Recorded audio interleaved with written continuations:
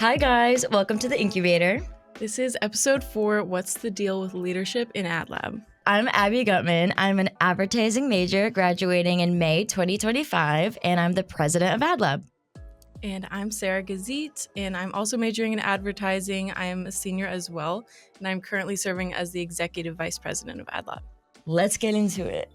All right, let's give a little bit of background on our leadership journey in Adlab. It's been a long way. We both started as Adlabbers, as one does. I was a copywriter on the COM, now MarketBridge, but formerly COM, Bose account.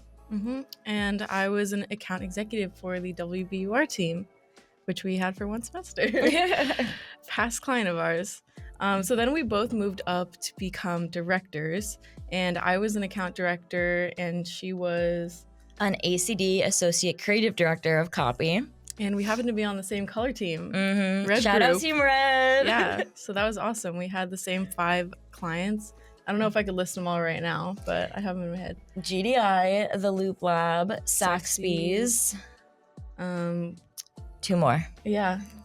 And now we are EVP and president. So it's been a heck of a journey. But we'll talk today about our most important learnings. But before we get into our topic, let's have a little fun. We're going to get into the holiday spirit and go through our slay or nay. But think of slay, like Santa's sleigh. So the first ad we're going to talk about is an Etsy ad, Waldo's Anthem. Waldo's Anthem. We all know where's Waldo. Now we're wondering who's Waldo. And how's Waldo? And how is Waldo? What do we say this ad is? I would say it's a sleigh. It's a sleigh, for sure. This ad is adorable. It's cute. It's fun. It's something different. Not something that I would think an Etsy commercial would make, but it's so cute. I love satire-driven ads that kind of like make fun of childhood kind of tropes, but make it and spin it and do something that we could all relate to. Yeah, it's poking fun, but in a very like emotional way. Like you wouldn't expect it to be so tender.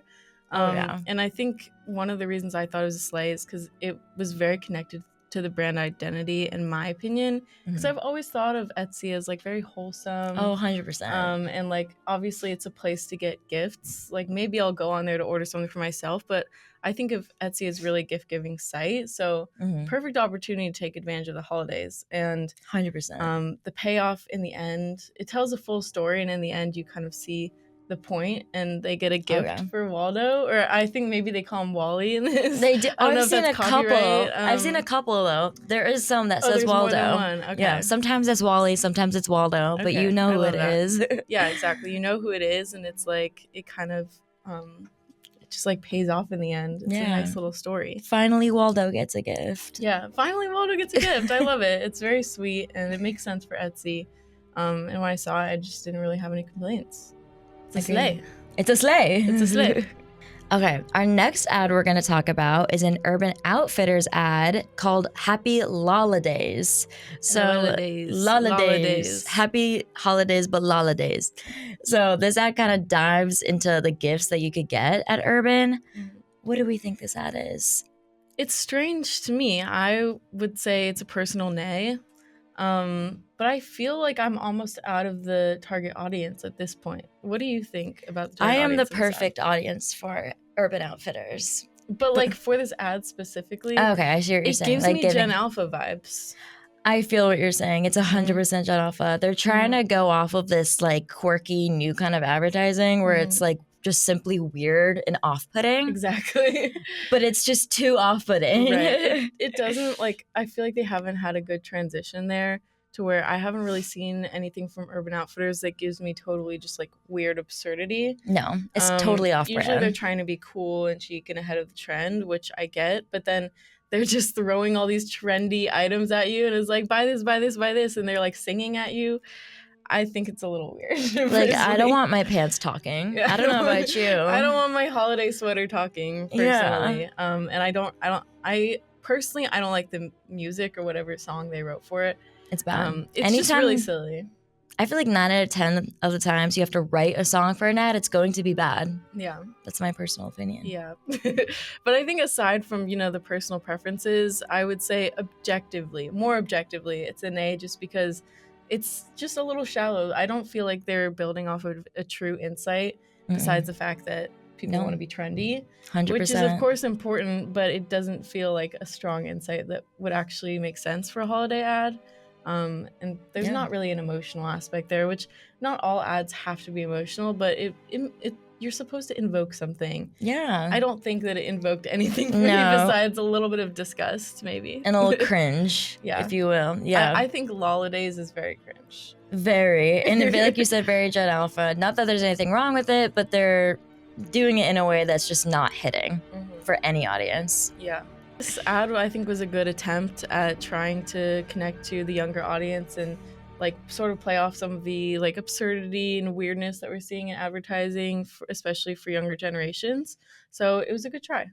Good try. Like you said, it's good to stay on top of the trends, and this definitely is a trend right now, the weird absurdity. So they know that that's currently their appeal of having all the hot items. I think they could have gone about it in a different way, but it was a good idea that wasn't actioned well. Good idea, not so great execution. Yeah. Let's move on to our third and final ad. This was an ad for Amazon called Amazon Midnight Opus. All right, what do we think about this ad? This ad is a slay. I think it's really cute. Like we said, I think we have something for emotional ads that's like at the heartstring. This one definitely does that. Just kind of picking like everyday heroes that we don't necessarily come to mind. Like when you first think of them, is so smart and it's so creative and it's adorable. Like I loved it. It's so full circle moment. The guy's singing and then him getting to perform for all of his coworkers. Like yeah, it was a good moment for sure. Obviously we're suckers for the emotional appeal, but I think that's what you have to do when you commit to making a holiday ad is like 100%. You know that people are expecting ooey and gooey and mushy and to execute it in a way that feels original is always impressive to me. And it showcases some of Amazon's strengths, which I think is kind of cool, like the same day delivery, and showing, you can get whatever on Amazon, even a suit. So I thought that was kind of a nice little nod. Oh yeah, people don't always know that you could get fashion on Amazon. Meanwhile, like 80% of my work attire is from Amazon. Oh yeah, it's great. You can tell it's an ad, but it wasn't like in your face. Yeah. It made sense to me. Like our last ad. Yeah. It wasn't as in your face, and I felt like it uplifted my view of Amazon just the tiniest bit. Oh, 100%. Because they're saying like it's not just about buying gifts this holiday season, but it's about doing a good deed. A mitzvah, as our people would say. As our people would say. So let's segue into our topic for today. We have a big question to answer. Why is leadership in advertising / Adlab so important? Yeah, first of all, in advertising, there is a lot of creative talent. We know there are so many creative people, and that's really what keeps advertising going. It's good strategy and good creatives in building off an amazing idea that will relate to a target audience. But without leadership, nothing would get done, unfortunately.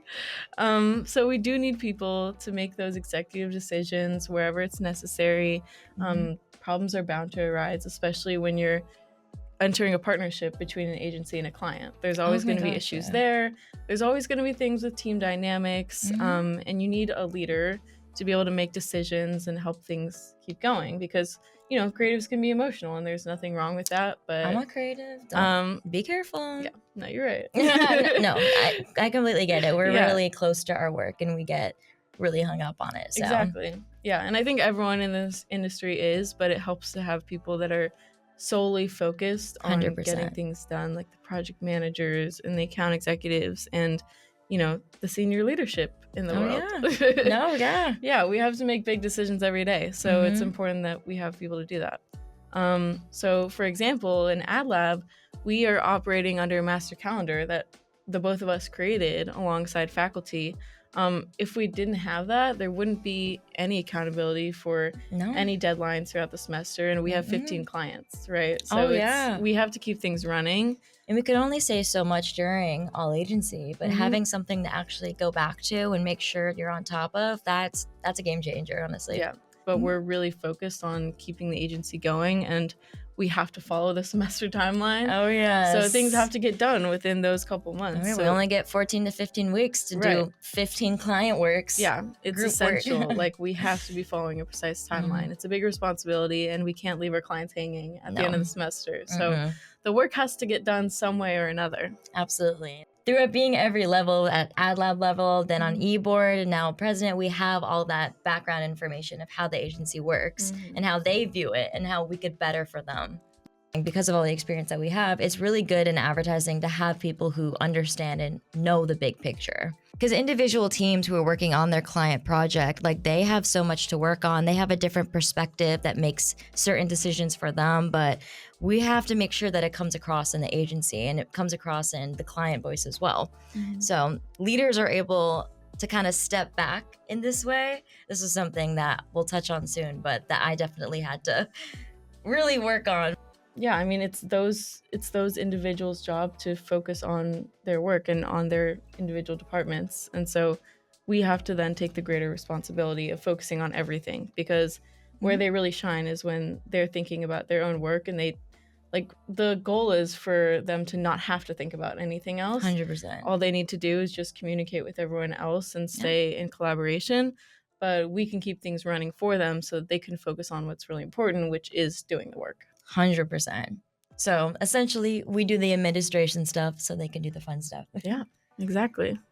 I mean, definitely as a creative, it was a little harder for me in the beginning to step back from the creative work, especially from being so involved with it in the sense that I'm literally doing it to now watching other people do it. Yeah. That definitely was a learning curve, but I still feel like we have so many other opportunities to be creative, like embedding culture into the agency. That's something that we work really hard on doing. Yeah.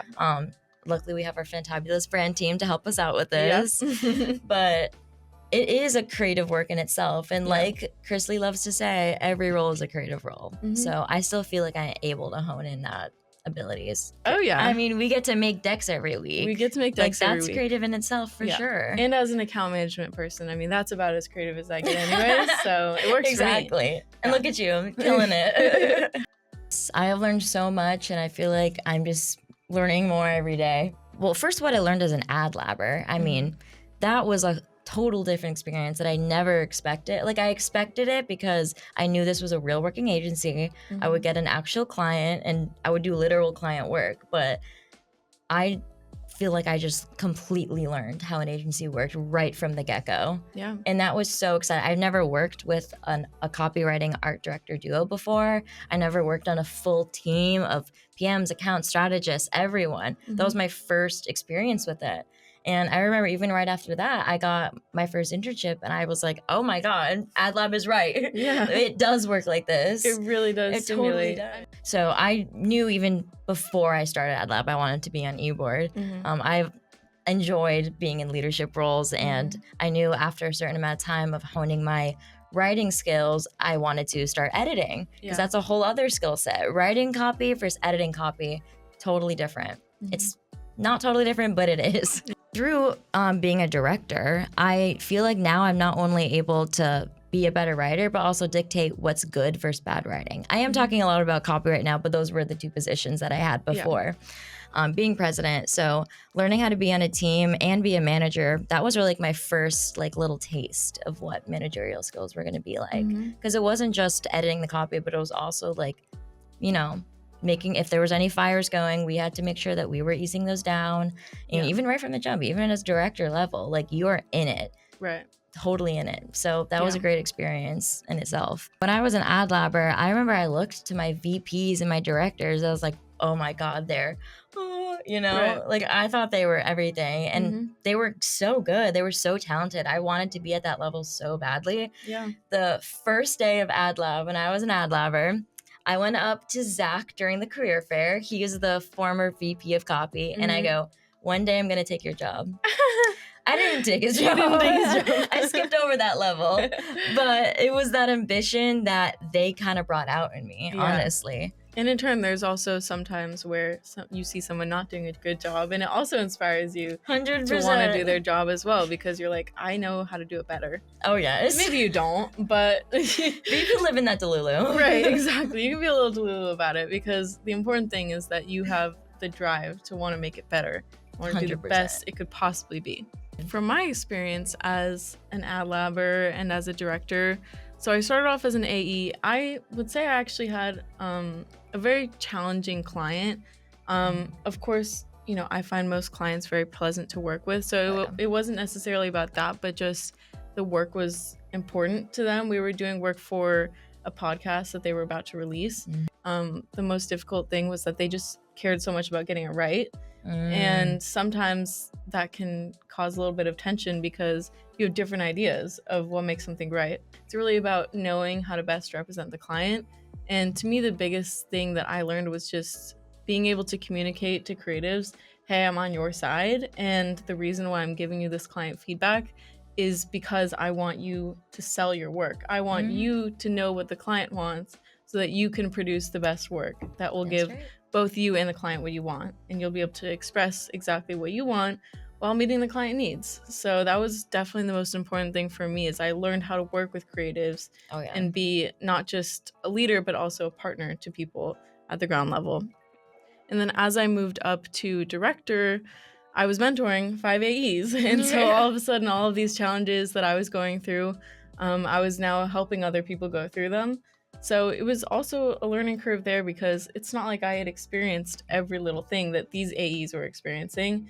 They had 5 clients that I had never experienced before. So it's not that I knew exactly how to handle them, but I had been trained up to know, you know, what protocols and what kinds of methods would work for different kinds of clients. So it was very important to me that they could become AEs on their own and learn to thrive and like lead their teams. And then I could just give them gentle nudges and pushes and be helpful where I was needed. I gained a lot as a leader that semester. I really felt like I knew how to mentor people and position myself, even when I was mentoring grad students who were a lot older than me, or maybe not that much older than me, but it felt like they had so much more experience. But I was able to still position myself as someone who could lead them. And that what makes you a great leader today, is you want them to be good and you want your people to be the best that they can be. Right. All on their own. On their own. So, what have we learned of being on SL so far? It's a lot. A lot. More than I ever thought. Yeah. So it was definitely a big transition with a lot of learning curves, especially since we both kind of skipped over that VP level. It was different because we've never been in that level. Like for directors, for Adlabbers, we knew how to manage them because we were both in that position before. But not being in that VP position definitely had some learning to do. But I feel like we've definitely gotten there. But for me personally, it's different for me because even though I've been in leadership roles, they've all been creative. This was kind of the first time I was in a position that wasn't creative driven. Yeah. So I was so ready and I really wanted to do this challenge, obviously, but it was different. So just some things that I've learned along the way. You have to trust your team. At first, I was like, oh my God, what do you mean I can't do the work? But being able to sit back, trust that your team knows what they're doing, it's been really nice. It's been really rewarding because they have been pulling through. And watching them do that, it's like, oh my God, look at you guys thrive. Like you were saying before, teaching them to be someone that they don't need you. It's hard because I like being involved. Yeah. But watching them thrive on their own and do exactly what I wanted them to do without me having to say it, it's really nice. Yeah.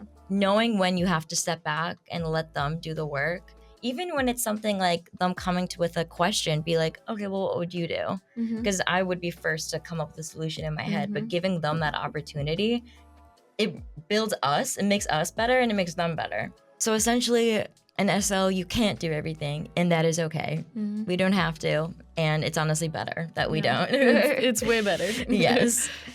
Also, embracing the learning curve was something that was definitely a learning curve for me, because embracing the learning curve was a learning curve. But it's true because I'm someone who I'm very hard on myself. I want myself to be as close to perfect as possible, but stepping into this brand new role, there was a lot that we didn't know at first. And it's stuff that I'm still learning being in it, even now.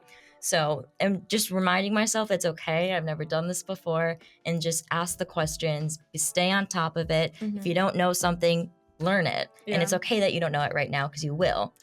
It's hard to be the bad guy. Mm-hmm. I'm not used to that all the time. Mm-hmm. I feel like there's times where the only thing we're doing is easing the fire and either having to tell people, hey, this is not what we're doing, or hey, you guys need to be blah, blah, blah. So it's not always fun when feeling like everyone's kind of against you. Yeah. Especially the people pleaser self that I am. I don't like the fact of knowing that, especially my e-board isn't on my side, but that is definitely not the case. I know they know I'm just doing my job, and this is just what we have to do here. Yeah. I feel like the biggest marker of that lesson has been firm but fair. Firm but fair. It's always about having that balance of knowing that you do have to put your foot down sometimes, because all of us need to take accountability, but being fair about when you choose that moment, because you don't want to be an authoritative leader. I guess maybe some people do. It's personally not my style. I don't want to be constantly telling people what to do, yelling at people. But sometimes you do have to be firm, but in a fair way. 100%. Yeah. Okay, so what have I learned on SL? Well, first off, as we talked about, 5 clients to 15 clients from director to SL is a big transition. It's already big enough going from 1 to 5. And then when you realize that you're overseeing all teams, in addition to brand and new business, it's a huge responsibility. Like, it really, you sit back and you're like, wow. Like, when I look at my base camp and I open up all of the team folders, and not it just, doesn't even fit, guys. It doesn't even fit. It doesn't all fit on the homepage. It's not just the 15 clients, but also all of the different departments, and so, internal and external. But yeah, the most important thing is that every single problem can't come through our base camp or in a meeting for us. We can't hear every single issue that's happening in the agency. So we have to trust that the VPs and the directors can handle some of these smaller problems, and things can really only come up to us when it's a big deal 100%. And it's something that senior leaders need to hear. But until then, I know there's all sorts of things that I don't know about. I'm sure. And I'm grateful for that. And at first that scared me, because I was like, same. What's going on with this team? What's going on with this team? And I was worried that I was missing stuff. But in fact, it's important to not know every little thing. Oh, yes. We can't get caught up in so many of the details. No. Because like we've said, we're the big picture people. Yep. So we can't think about every little moment. And it was a hard thing to learn at first, but now I'm grateful because I know I trust the people that are working with us, and I know they have it handled. Essentially, our trust issues have been solved. Exactly.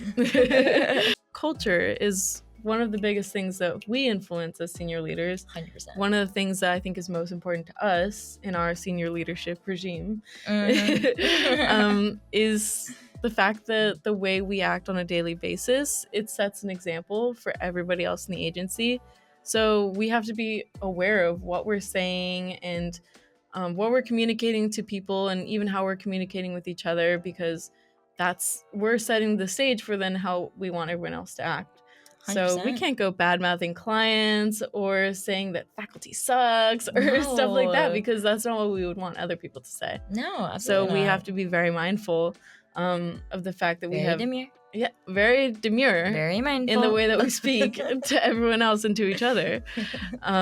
We come every Monday with lots of enthusiasm and ready to jazz it up, because we know me. Yeah, I mean, my enthusiasm. Mondays are hard. Mondays are hard. It's a Monday, and we expect everyone to come and do their work and be part of this big professional agency. So we really have to bring it and be able to set that tone for the day. Yeah. And encourage everyone, as we know that people are always going to be stressed out a little bit working on their projects. We're getting to that time of the semester too. So yeah. And we've been in that time of the semester. We've been in that time. It feels like everything from round 1 on is just hectic. It's huge. Oh yeah. It gets crazy, and there's so much going on, and everyone is on the verge of a breakdown sometimes. And that's okay. Yeah, because so are we. Yeah, exactly. But we're there to support them. So 100%. I think that we've been pretty successful in creating that culture. Yeah. With our cheerleading sections. Yeah, every Monday we give the opportunity for people to shout out their teammates or anyone else, or even e-boarders. And so it's like just this little boost of, hey, someone noticed the work that I'm doing, and everyone in the agency just heard about it. It feels pretty cool. And we shout out teams too that we've seen are doing a great job or had a difficult time with their client or things like that. And we also give that recognition. So I think that goes a long way, even though it's such a small moment, just a couple minutes, but it feels big to everybody. 100%. And when you know that someone, especially at the senior level, is recognizing your work, I think it goes a long way. The final one I'm going to talk about today is it's okay to not know something. Yeah. We are students. Even the two of us are still seniors in college. Crazy. It feels like we've been in the industry, but we're going to enter the industry and we're going to be entry level again and at the very bottom of things. I know, it's going to be such a It's going to feel like a whole new world. But even now, even at the top of the agency, we're students and we're just getting started. But if someone asks a question that we don't know how to answer, it is important that we do our best to consult other people, consult faculty, and come to a decision with the VPs and directors. So it is okay to not know something, but you owe it to find the best answer. 100%. You don't have to know it in that moment, but it is important that you learn the answer, and then the next time you might be able to answer it. Let's wrap up. Based off all of our experience, how do we feel best prepared for the real world? I feel honestly more prepared than ever just to go into agency life. Yeah. Real clients, real work, and real issues that arise at every agency. We've experienced them now. Not to say that we've experienced all of them, but we know how to prepare ourselves when anything new happens. Yeah. And once you enter as a copywriter, I enter as an AE, it'll be like, we'll understand from the manager's perspective why they're yelling at us and telling us what to do. Oh, yes. Because we know the pressure that you're under when you take up those management roles. Yeah, another thing is presentation and deck building skills. Those are more hard skills that we've learned, but actually, I would say just as important. We build at least 2 decks every week, and it takes a lot of time, and we have to put a lot of thought into it, because you don't want anyone sitting through a slide deck that is pointless and a waste of time. Or boring. We don't want that. You don't want it to be boring. You want to keep people engaged, keep it relevant, 100%, and keep all of the information very pertinent to what's going on in the agency at that exact moment.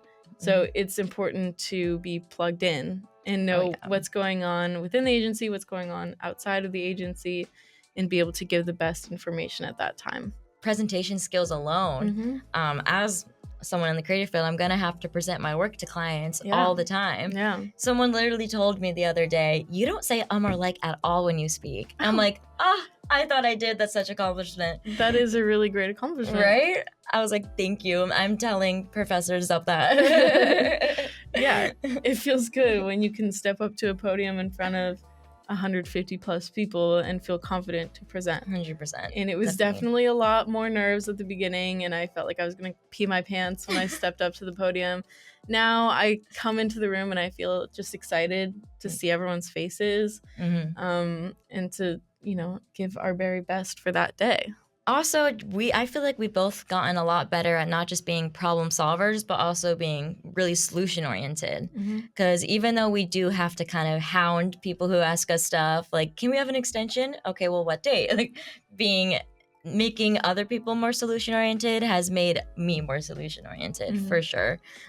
Because in the real world, it's going to be the same thing. You're not going to go to your creative director or go to your AE or whatever it might be and just complain or not know what's going on. They're gonna turn you around and say, why are you talking to me? Literally, they're gonna be like, was this just like a yap sesh? Like, what was it? You're gonna have to come with the solution already, even if it's not the solution you go with. Being able to be on top of it and show that you thought beyond the problem, night and day. Well, as a leader, a sleigh was definitely getting to work with the entire e-board. I mean, obviously we don't get in touch as much with the Adlabbers themselves, but seeing them every Monday, and seeing their campfires that I stalk once in a while has been a big sleigh for me, because as a leader, it's like you get to work with so many people. 100%. And it's a wonderful experience to see so many different kinds of people entering and working towards the same goal. So that's a huge slay. Huge for me. slay. Yeah. Major. I have so many slays, but the one I want to bring up has been working with you.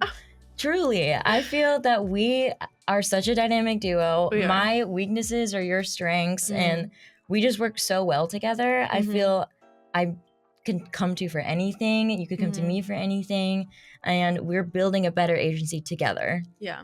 Truly. We're a great partnership. Honestly. It's been an honor working with you. That's sweet. Yeah, so I think a nay is just the fact that we have made mistakes and we've had to bounce back from them. Definitely. So, of course, there's always a positive at the end of that. But the mistakes, they're hard, and it feels like we're letting people down. 100%. So it's always a hard thing to go through, and I wish we didn't have to. I wish it wasn't a thing. I wish we were perfect. I wish mistakes didn't exist and that we knew exactly what we were doing as we came into it. But they are gonna happen. It's inevitable. So yeah, it feels bad, but you take that emotion and you run with it. Yeah. And you make it into something great. Absolutely. And I feel like we're just learning from them all, and even though they're bound to keep happening, they're gonna happen less and less. Yeah. But I would say there's more slays than nays. Absolutely. Throughout the semester. Absolutely. It's been a largely positive experience. Oh, yes, definitely. And I can't wait to continue. Me too. Thank you guys for tuning in, listening, or watching. Make sure that you like and subscribe. And yeah, see you guys on Monday. Come back for the next episode. We did it!